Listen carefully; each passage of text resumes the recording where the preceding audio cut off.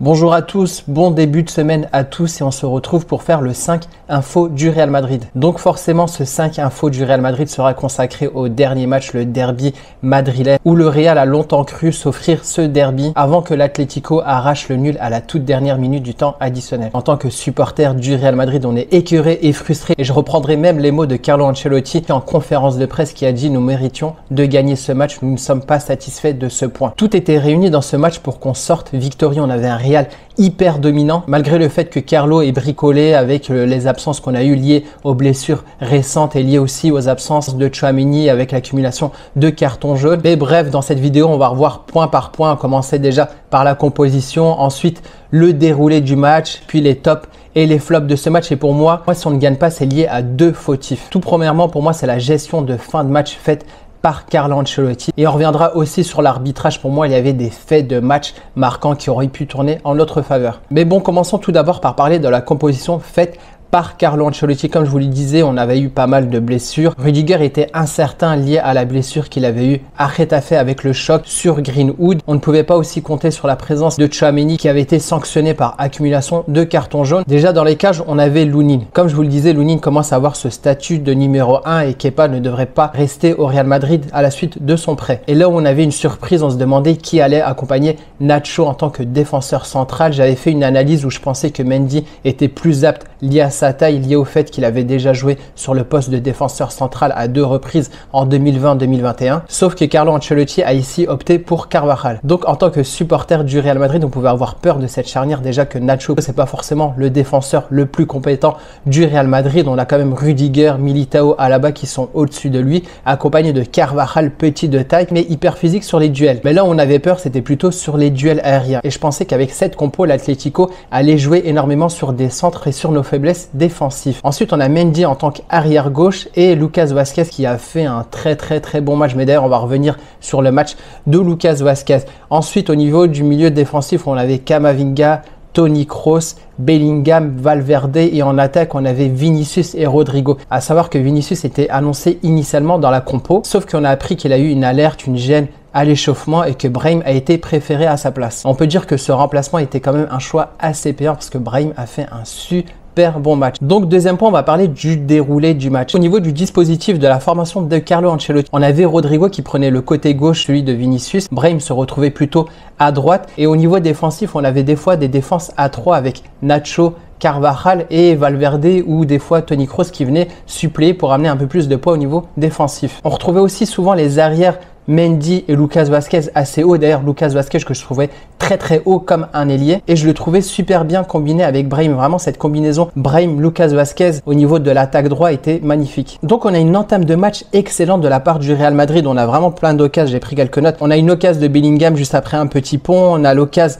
de Brahim, une frappe du gauche. On a aussi l'occasion de Camavinga qui a tiré de loin. On sent un Real très dominateur, une grande domination, une possession du Real Madrid, une attaque plutôt porté sur le côté droit. Comme je vous disais, la combinaison entre Lucas Vázquez et Brahim, pour moi, je la trouvais excellente. Et de l'autre côté, on avait un Atlético Madrid, on va dire, sans pression, qui mettait pas trop de pression sur nos joueurs et qui jouait plutôt bloc bas, contrairement à ce qu'on a pu voir sur le match en Copa del Rey. Et globalement, je trouvais le milieu de terrain excellent. Camavinga était en jambes. Toni Kroos, on en reparlera dessus, il a fait un super bon match, c'était une masterclass de Toni Kroos. Ensuite, la donne a changé après les 10 premières minutes où on a eu une possession de l'Atlético. Donc l'Atlético avait repris le ballon, commençait un peu à dominer et essayait d'être dangereux, même s'il n'était pas vraiment dangereux sur leur face offensive. Et ce qui nous sauve en tout cas juste après, on va dire, cette domination de l'Atlético, c'était le but de Brahim Diaz. La combinaison Lucas Vázquez-Brahim, elle était excellente et on a vraiment Lucas Vázquez qui a vraiment apporté cette part offensive au niveau du côté droit. Bien recherché Brahim, d'ailleurs sa passe est contrée par Koke il me semble.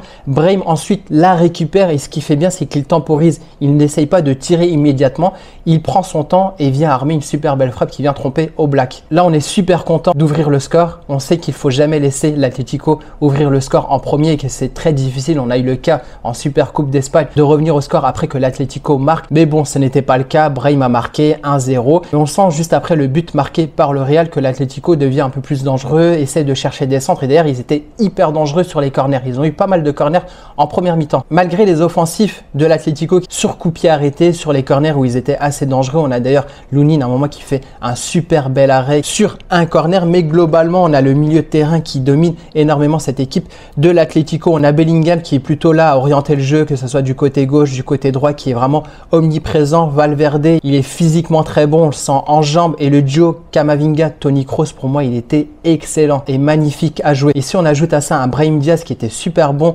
avec Vasquez, avec qui il combinait très bien, ça faisait un Real très dominateur qu'on oubliait carrément qu'on avait Nacho et Carvajal qui étaient en défense centrale. D'ailleurs, vous avez remarqué, j'ai très peu parlé de Rodrigo. Pour moi, Rodrigo était assez absent lors de cette première mi-temps. Et l'apport offensif a été plus apporté par Lucas Vasquez, Brahim et Bellingham sur cette première mi-temps. Donc les équipes rentrent à la mi-temps, on sent qu'on a vraiment un Real costaud, un Atlético qui est plutôt sous l'eau et on se dit qu'il faut quand même marquer le deuxième et on se dit qu'il ne faut pas laisser cet Atlético marquer un but et revenir au score. Donc de sa part, Diego Simeone commence à changer son plan tactique, il commence à revenir sur un plan à 4 défenseurs, Hermoso repasse arrière gauche et on sent ce Real Madrid timide dès cette seconde période de jeu jusqu'à ce qu'il devait arriver le but de Savic. Donc le but a d'abord été accordé par l'arbitre et ensuite la VAR est intervenue car il y a une position de hors-jeu. Il me semble que c'était peut-être Koke ou Saoul, il me semble, qui vient gêner Lunin et qui l'empêche d'intervenir sur ce ballon. On est quand même soulagé par cette décision arbitrale et on sent un Real reprendre du ballon, reprendre du jeu.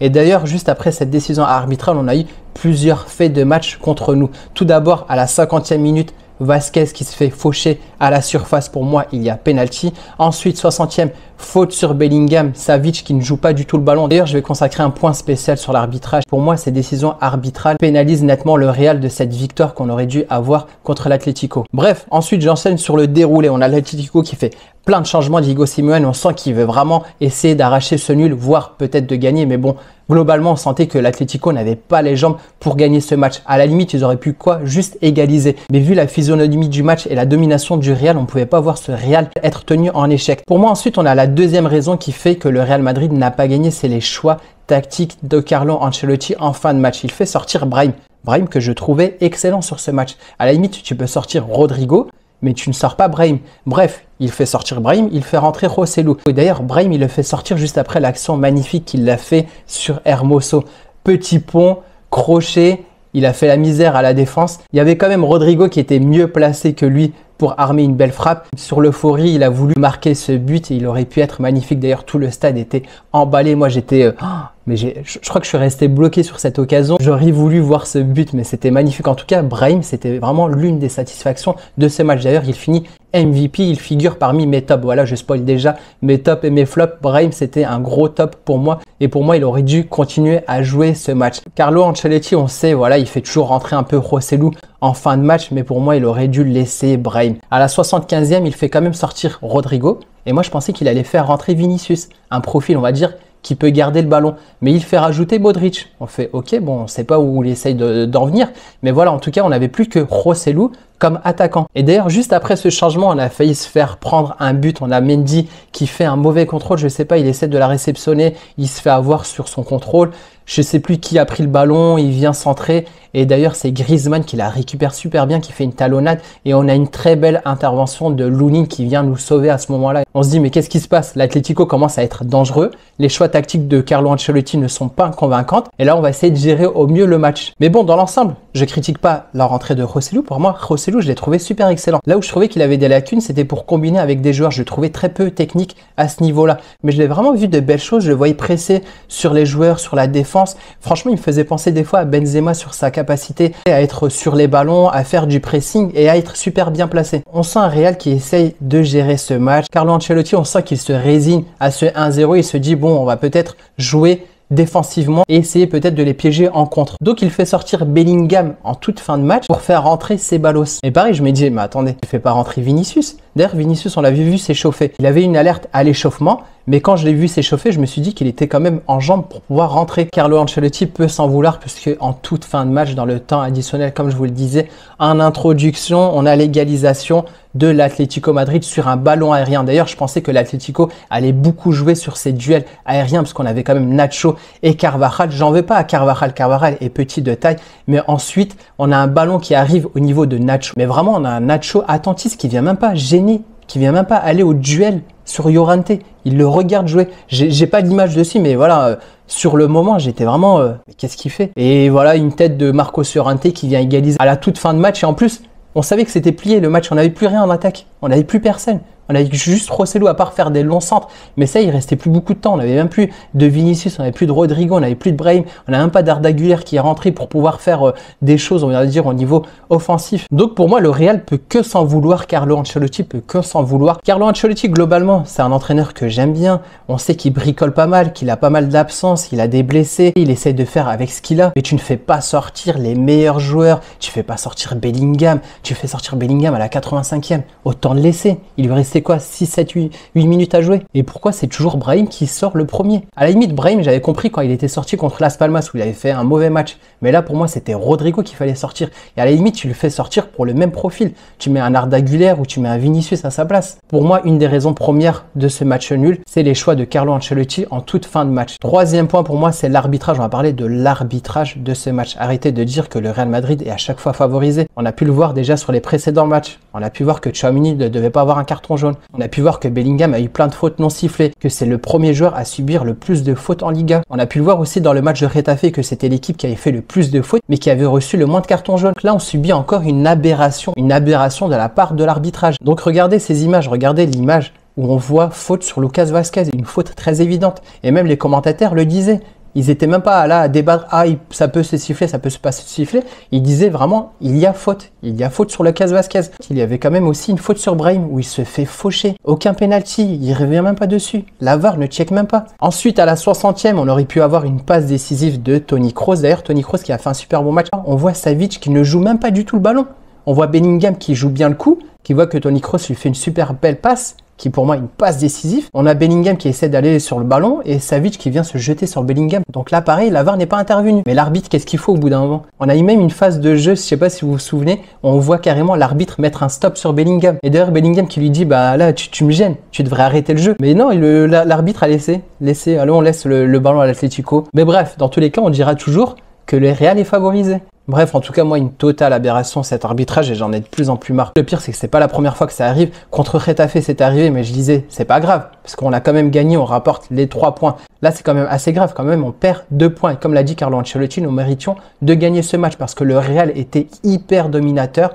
Les joueurs ont fait un super bon boulot. Donc, mis à part certains où je les mettrai dans les tops et les flops, d'ailleurs, on va basculer déjà sur ce 4e point pour moi, les tops et les flops de ce match. En top, je mets forcément Brahim Diaz. Comme je vous l'ai dit, Brahim Diaz, c'est le MVP de ce match. D'ailleurs, il aime bien marquer contre l'Atlético Madrid. On se souvient de son but en Super Coupe d'Espagne. Sur les 7 buts qu'il marque cette saison, il y en a 2 contre l'Atlético. Brahim Diaz se sublime quand il y a l'Atlético en face. Deuxième top pour moi, c'est Lucas Vazquez. Comme je vous l'ai dit, Lucas Vazquez qui avait fait de super bonnes combinaisons avec Brahim. Je trouvais qu'au niveau du côté droit, qu'on était super bien présent et que le Real était hyper dangereux sur ce côté-là, grâce notamment à Brahim, MVP du match, et Lucas Vazquez qui a fait un super bon effort. Il remportait pour moi tous ses duels. Il était bien présent au niveau offensif. On a l'impression que c'était un ailier droit, mais il revenait quand même assez rapidement pour recouvrir le côté défensif droit. Donc pour moi déjà mes 2 tops, Brahim et Lucas Vazquez. Et en 3, je vous l'ai dit juste avant, pour moi c'est Toni Kroos qui était le métronome de ce jeu. D'ailleurs, j'ai trouvé un graphique qui montre la présence de Toni Kroos sur tout le terrain. Regardez toutes les flèches blanches, c'est des passes réussies de la part de Toni Kroos. Il doit avoir sûrement plus de 95% de passes réussies. Et les flèches rouges, c'est les flèches où la passe n'a pas abouti. Et d'ailleurs, il aurait pu avoir une passe décisive parce que vous voyez la flèche rouge toute droite qui arrive à côté des buts d'Oblak, c'est la passe qu'il avait fait à Bellingham. Et là, il devait avoir soit passe décisive et but pour moi de Bellingham ou soit penalty sifflé. Toni Kroos vient compléter ce trio de MVP avec Brahim, Lucas Vazquez et du coup Toni Kroos. Et si je m'accordais, on va dire, une 4e place, je mettrais quand même Camavinga que j'ai trouvé aussi très bon. Et d'ailleurs, je trouvais qu'il y avait quand même des duos, c'est-à-dire Brahim, Lucas Vazquez qui combinaient super bien. Et pour moi, la combinaison Toni Kroos et Camavinga était idéale. C'était une masterclass de les voir ensemble jouer. Et je mettrais quand même une mention honorable à Carvajal. Carvajal pour moi qui a fait un super bon job en tant que défenseur central. On sait que c'est pas son poste. Il est petit de taille. On pouvait avoir peur d'avoir Carvajal en tant que défenseur central, mais pour moi, il a quand même rempli le job. Du coup, maintenant, passons au flop. Pour moi, le premier flop, c'est Rodrigo. Rodrigo était absent des radars. Tellement absent que je me souviens même plus des occasions qu'il a eues. Je crois que oui, il avait une occasion, mais d'ailleurs il tire sur le gardien, il avait vraiment très mal joué toutes les occasions qu'il a pu avoir. Mais comme je vous le disais, les attaques étaient plutôt portées sur le côté droit. Rodrigo, on le retrouvait plutôt sur le côté gauche. D'ailleurs, en première mi-temps, il était plutôt sur le côté gauche. Et je ne sais pas si c'est le choix de Carlo Ancelotti. On retrouvait après Brahim qui était sur le côté gauche et Rodrigo qui a retrouvé, on va dire, sa place initiale sur le côté droit. Mais la combinaison, on va dire, Lucas Vázquez-Rodrigo marchait moins bien que celle avec Brahim. Ensuite, je vais mettre quand même Nacho. C'est dommage parce que Nacho, je l'ai quand même trouvé assez convaincant en première mi-temps. Je l'ai trouvé assez bon sur les duels aériens, mais l'erreur qu'il commet, le fait de ne pas gêner Marcos Llorente sur ce ballon aérien qui amène l'égalisation de l'Atlético, pour moi, c'est une faute qui pénalise nettement le Real Madrid. Et en troisième flop, je mettrai quand même l'arbitre. Et d'ailleurs, ça fait un moment que je mets l'arbitre en flop. Il faudrait que ça s'arrête en fait. Les autres fois où je le mettais en flop, on avait quand même les 3 points de la victoire, mais là, on se fait berner par l'arbitrage à nouveau. Et dans l'ensemble, je dirais quand même que tous les joueurs du Real Madrid ont fait une belle prestation et ont mérité de gagner ce match. N'hésitez pas à me dire en commentaire pour vous quels sont vos tops, quels sont vos flops. Je sais que des fois, on peut regarder les matchs différemment, qu'on n'a pas forcément le même regard sur ce match. D'ailleurs, j'aimerais bien avoir vos avis sur ce match. En conclusion, on va finir sur le classement après la 23e journée de Liga. Donc, le Real Madrid reste quand même leader avec 2 points d'avance sur Girona qui est 2e. On a le Barça qui est 3e à 8 points. Et l'Atlético, étant donné qu'on a fait match nul, reste toujours distancé à 10 points du Real Madrid. Donc, le prochain match sera très crucial pour le Real Madrid. Ça sera un match contre Girona. Donc, ce sera forcément un match à gagner globalement. Je trouve que le Real Madrid joue super bien à Bernabéu. Girona leur avait déjà mis 3-0. J'espère qu'on va essayer de leur mettre aussi un gros score comme au match aller. J'espère que d'ici là, on aura le temps de récupérer Rudiger. On surveillera aussi la gêne qu'a eu Vinicius, qui fait qu'il n'a pas joué le match contre l'Atlético. Mais tout ça, on en reviendra sur d'autres 5 infos tout le long de la semaine. Donc, restez connectés pour pas louper l'actualité du Real Madrid. Si ce n'est pas encore fait, n'hésite pas à liker. Si tu aimes ce genre de contenu, n'hésite pas aussi à t'abonner à ma chaîne. Et on se retrouvera bientôt pour parler de l'actualité du Real Madrid. Sur ce, à bientôt. Ciao.